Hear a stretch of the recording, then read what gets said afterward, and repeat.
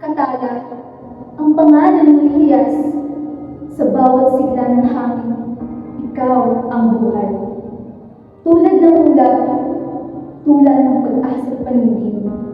Sa kanyang paglipad, ang bawat timpakpak ay nagsasabing, ibon puti, sa kagubatan nangangarap, pula, dilaw, sa pakpak ay kumikislap, sa hangin siya'y sumasayaw, buhay na naglalakbay, kaligtasang sagisag, sa kanya'y nag-aalay.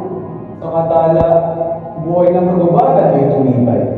Sa pagkalat ng binti, kagubatan ay muling tumanggol, sumabay. Insekto'y pinipigil, sa balansing likas ay tumulong.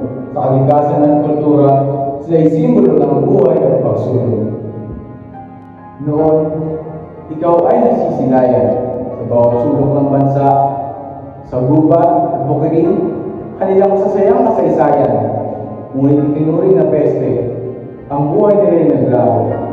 Ngayon, ang kanilang awit, bihirang marinig sa mga sanga at puno. Sa kagubatan ng dating tahanan mo, ngayon ay tanging alaala na lang. Mga punong dating po, ngayon ay nakalbo.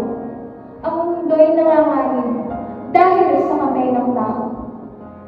Ang mga pakpak mo ay nalay na sa kapitan, habang ang kagubatan ay unti-unting nawawala. Poaching, illegal trade, at mga sugatang kaluluwa. O baka naman sa aming kamamamanay, ikay tuluyan ang pagmahal. Ano man ang tawag sa iyo, katala, abukay o kalangay, isang panawagan ang umabot sa bawat pusong naglalakbay. Iligtas ka sa pagkalipol sa aming mga kamay. Di dapat maglaho mawala ang kalikasan, ang iyong buhay.